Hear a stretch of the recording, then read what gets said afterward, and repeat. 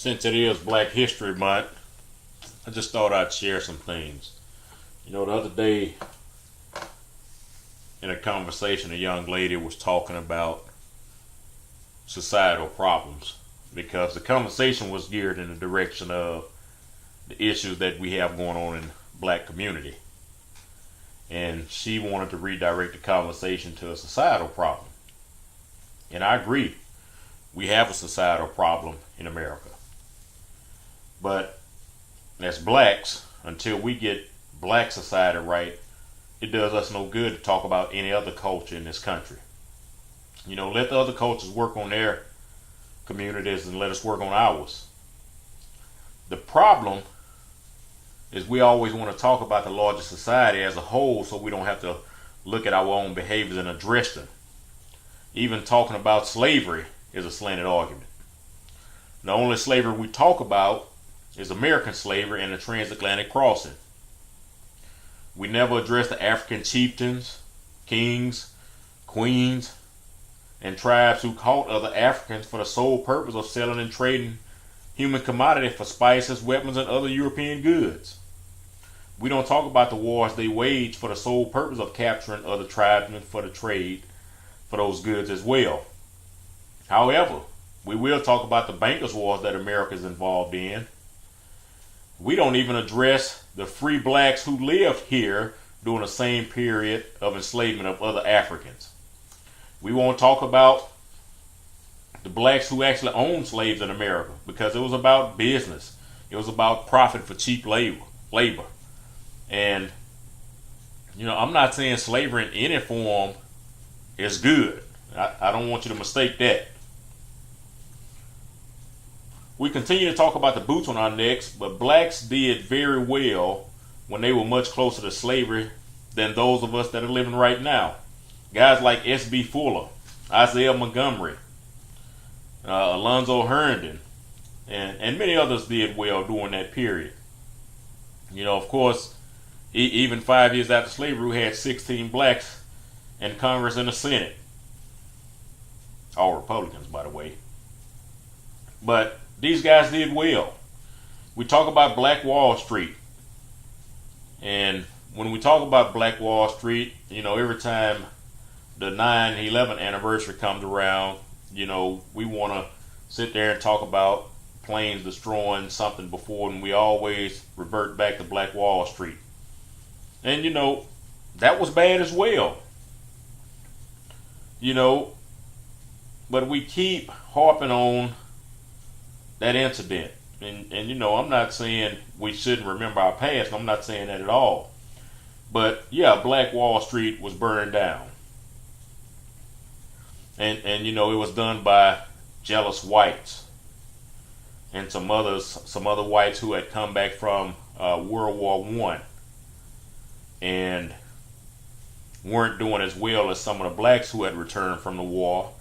And so they were jealous, and they got together with some government officials and other folks with entirely fabricated story, and they burned it down. But what we don't talk about is before Black Wall Street in Tulsa, there was actually Negro Wall Street in Durham, North Carolina. So we don't even hear about that.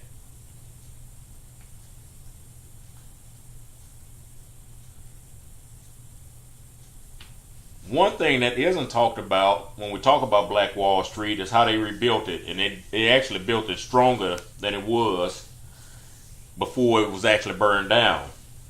And history doesn't tell you that once it was rebuilt, blacks refused to support it at that point. Now, we won't talk about how all of the black communities around the country actually suffered the same economic fate. But they didn't suffer any fire damage. They didn't suffer any thefts or anybody else destroying their business outwardly, for the most part. So what happened? Black people stopped supporting it. And, you know, right here in the Houston area, this actually recently happened. A black-owned convenience store has been the sole convenience store in the neighborhood for years. And a foreigner actually opened a store right across the street. And he actually gets his product from the exact same supplier as the black guy. He charges more for his product.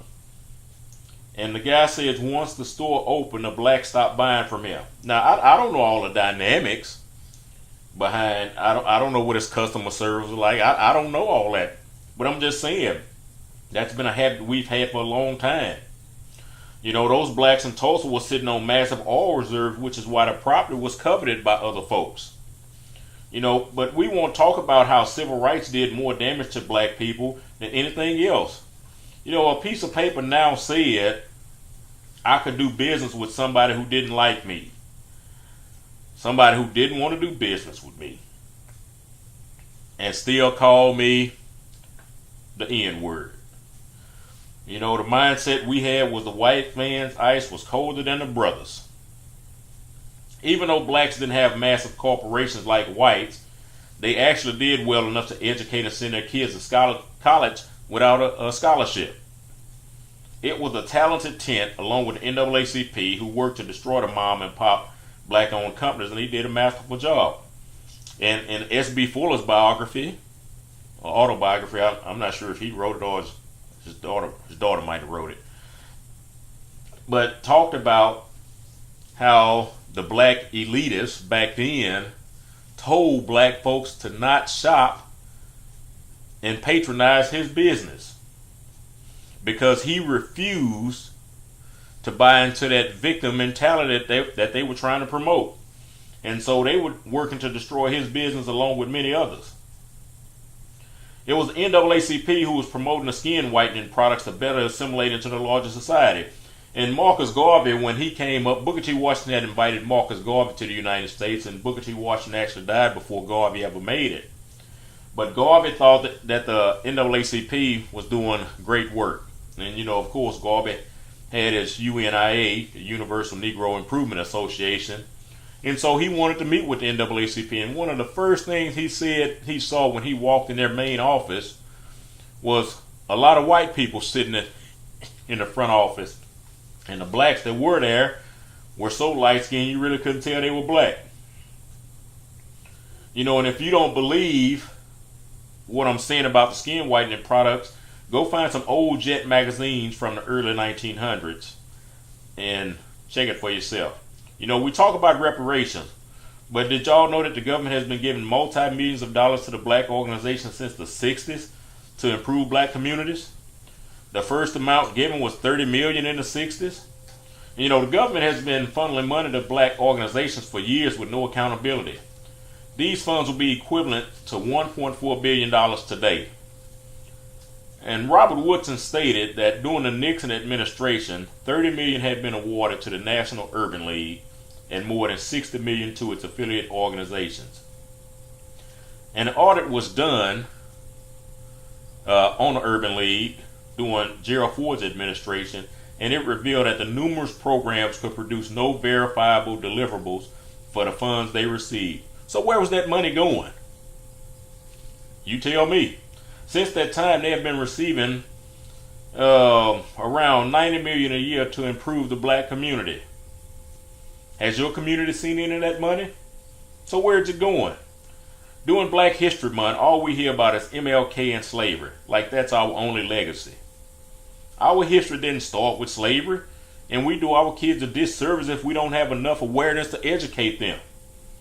W.E.B. Du Bois and his crew ostracized Booker T. Washington. But what black society has not realized yet is when Du Bois went to the daddy, the government smiled in his face, and right after that, that's when we got the black codes and the Jim Crow laws. When MLK went to fight for civil rights and went to the daddy, the government, that's when mass incarceration of blacks started. Government only cooperated on paper. Affirmative action was put in place of blacks, supposedly. Today, every person except a white male qualifies for affirmative action because they changed the word. That means his wife qualifies. So he can put the business in the wife's name, go up and place a bid for a contract that you're fighting for, and get the business back from you. So we better learn how to change our thought process if we want to play this game and win it. You know, and W.E.B. Du Bois actually outlived Booker T. Washington and Marcus Garvey, and he later would admit that looking back on things, Garvey and Washington were right about so many things, and he issued a historical apology to both of these prior leaders who preceded him in death.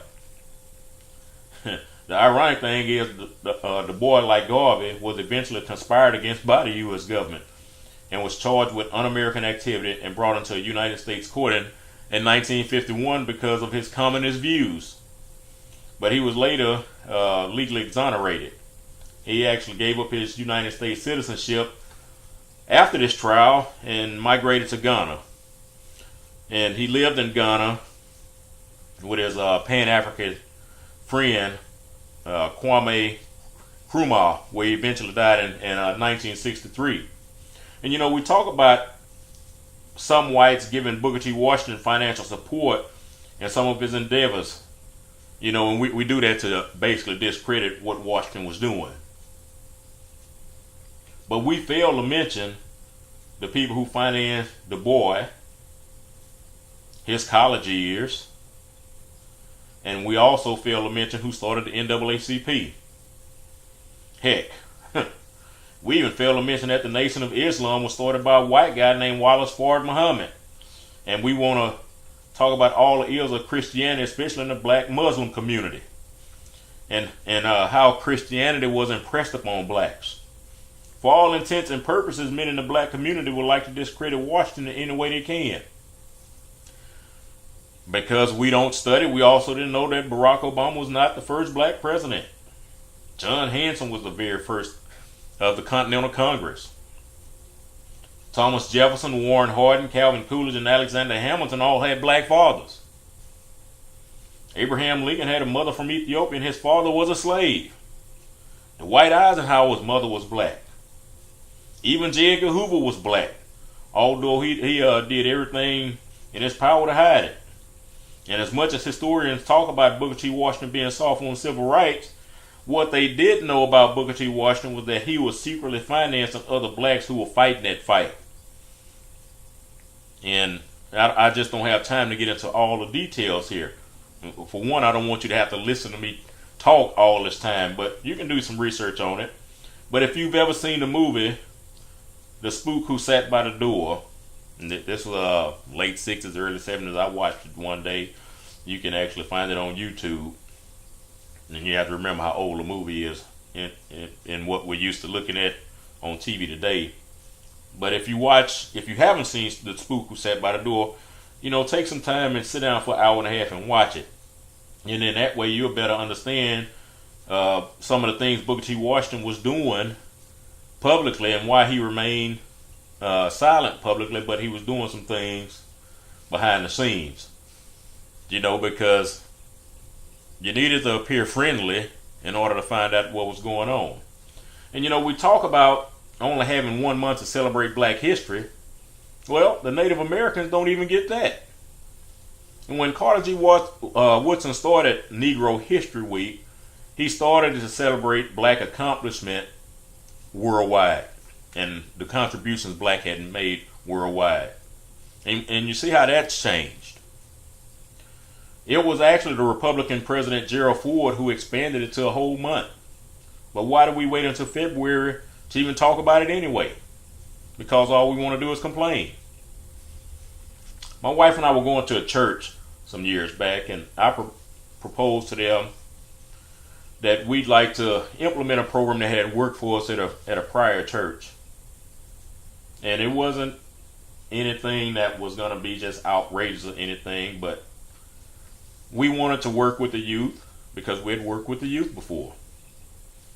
And I told the guy, how about we work together, with you, not trying to take charge of anything, and allow the kids to share some black history with the church once a month.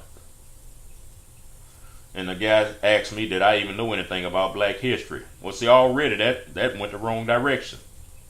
Because it wasn't about my knowledge, it was about him being threatened by somebody that might had superior knowledge than him. And I'm still waiting on him. He said he was going to get with the pastor and his wife and get back with me. And that was in about this time 2007. So that's been 8 years since I had that conversation with him.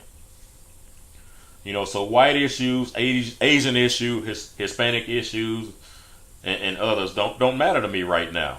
I mean, yeah, we all here together, but I'm more concerned with getting my community right first.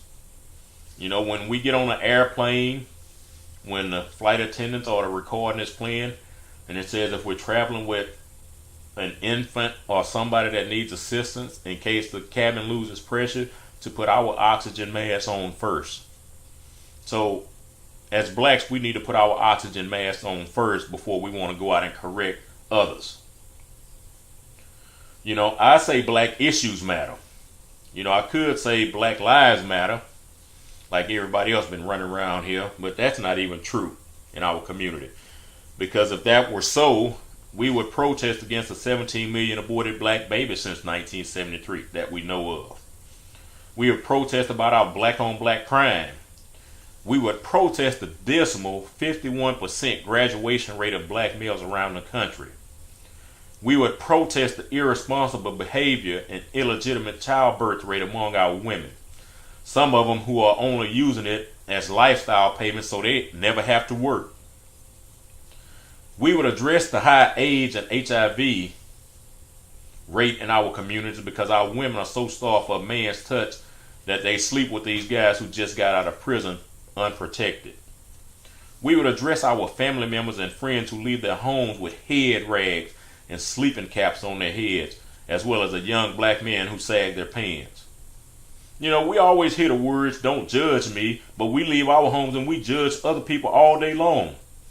How we leave our home shows our sense of self and if we have a high or low self-esteem. Let's face it, we are a society that draws conclusions on outer appearances before we ever meet a person. So why don't we make our first impression the best one? You've all heard the one, we don't get a second chance to make a first impression. So why don't we make it our best? Coach K of Duke University was asked in an interview why he had such a high success rate with his players. And his response was that he has only, in all of his years, he has only ever recruited one kid who came from a home with a single mother. Because when a child comes from a two-parent home, he's normally used to discipline from a man and he won't call home crying to his mother when he gets yelled at. We are doing our youth a disservice when our fathers are absent. We're doing them a disservice when they get raised by a mother only and she teaches her daughters to be strong and her boys to be weak and emotional. Because her sons are being taught to be emotional, they normally have no clue how to handle conflict resolution, which is why, in my opinion, we have such a high murder rate in our communities. Because our young men are not going to let another dude disrespect them, so they're going to bust a cap in that fool. And that's how they talk. That's how they act. Our young women are taught to get that degree so they don't have to depend on a man. And they follow this path throughout their whole life to be strong. And that's why many of them end up alone. We want to continue to blame white America for the high death rate in our communities. Yes, I agree. Injustice anywhere is a problem. We bring up the lynchings of black folks from decades and centuries past by the KKK. And we can't even say centuries, the KKK wasn't formed until after blacks got their freedom by the Democratic Party. But that's another story for another day. But according to the Tuskegee Institute, between the years 1882 and 1951, of the 4,730 people that were lynched by the KKK here in the United States, 1,293 of them were black. Now, I'll be honest with you, I know all of them weren't documented. Some of these people disappeared and were never seen again. But 4,730 and almost 1,300 of those were white. So that meant some other stuff was going on. And when you add all the illnesses and diseases together, combined with the lynchings in our community, they don't touch the number of aborted babies. Then people, running around here getting mad at the billboards that said the worst place for a black baby is in the mother's womb. Hey, a lot of y'all not supposed to like this next statement I'm going to make. The black woman is the #1 murderer in the black community. She gets by on choice. If But if she gets killed while she's pregnant, the man will go on trial and end up in jail for double murder. Or if he hits or kicks her in the stomach and she miscarries, he will go to jail for murder or manslaughter. So, is it really choice or is it murder? You decide. You know, when we look across our culture, many of us are suffering from generational or ancestral curses. We abort our babies and our murder rate is extremely high. We use alcohol and drugs to the detriment of our own bodies, and our offspring grow up and become drug dealers or drug users themselves. We throw money away on trivial things, and our offspring seem to never be able to get ahead financially. We operate from a spirit of sexual lust and wonder why our children end up with some of the diseases they have and this high illegitimate birth rate. We operate from a sense of gluttony and wonder why our offspring attracts disease that comes from improper food habits. And there's a disturbing thing that I've noticed on Family Feud. And a lot of times, you know, we'll see the different families, but one thing that catches my attention, I ain't said anything to anybody, but I pay attention to people that are on there. And one thing almost all the time I see, when there's a black family on there playing against a white family, an Asian family, whatever it is, when you see a lot of the black people, many of them are substantially overweight. And I'm not saying that to pick on anybody, but I'm just saying we got some issues we need to address in our community. You know, we are attracting this disease and this obesity because, you know, we're eating wrong. You know, in a book I read, it says that the parents eat sour grapes and the kids are the ones who get crooked teeth. You know, so whatever the parents are doing with reckless abandon will show up in the kids if something doesn't change. You know, I mentioned slavery, and in any form it's terrible.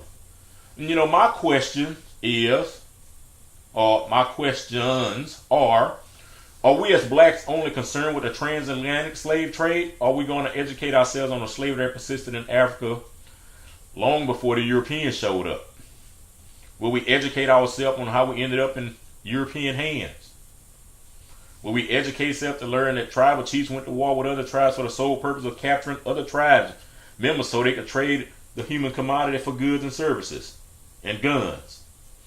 Will we educate self enough to know that all of our ancestors did not come here as slaves? You know, thinking about that, you know, we keep hearing about reparations. Have you done enough homework to see which side of the fence your family was on? Were they slaves? Were they free? Did they own slaves? You know, have you went back far enough in your genealogy to do that? Well, we learned that, although in much smaller numbers, many blacks owned slaves as well. The Europeans had no knowledge of the African terrain, so they had to have help from inside. Did we know that many African kings in recent years have come forward apologizing for their ancestors' roles in enslavement of fellow Africans? Slavery hurts me, but it hurts me in all forms. Have you ever heard of William Ellison? He was able to buy his freedom, and then he went into the slave business himself. Then he refused to allow any of his slaves to buy their freedom because he said it was against his financial interests. I've studied American slavery extensively, but I've also studied how our ancestors ended up here. Now, because white population outnumbered the black population, based on numbers alone, whites own more slaves than blacks. However, when we look at percentages, this drastically changes. And looking at total population, 1.4%, and I've seen it go as high to 2.3%, of white society owned slaves, and 28% of black society owned slaves. Now, when I talk about the 1.4 or 2.3% of whites owning slaves, in another video I'm going to release, I'm going to talk about how whites were enslaved as well. You know, did you know that 11 years before Rosa Parks, that was a lady named Irene Morgan who was arrested in Virginia for refusing to give her bus seat to a white passenger? She was actually convicted on October 18, 1944 at the Middlesex County Circuit Court. But she appealed to the Virginia Supreme Court where conviction was upheld. And with help from the NAACP lawyers, I didn't say that everything they did was bad, including Thurgood Marshall, but of course he was a different breed. Morgan versus Commonwealth of Virginia was heard by the U.S. Supreme Court in March of 1946.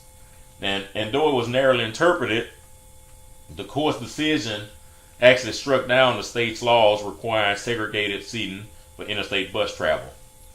And actually, 9 months before Rosa Parks was jailed, 15-year-old Claudette Colvin was the first Montgomery bus passenger to be arrested for refusing to give a seat for a white passenger. Aurelia Browder was arrested on April 19, 1955, 7 months before the arrest of Rosa Parks for sitting in the white section of a public city bus in Montgomery, Alabama. And also two other African American women, Mary Louise Smith and Susan McDonald, also ran into problems with the bus segregation issue before Rosa Parks. And 4 of them were actually plaintiffs in the Browder versus Gale case that resulted in a Supreme Court ruling bus segregation unconstitutional. And the reason Claudette Colvin wasn't the face for protesting because she was a dark-skinned youth, and the NAACP wanted a light-skinned face to represent them to white America. You will hear that she was pregnant, but she actually became pregnant after this incident happened.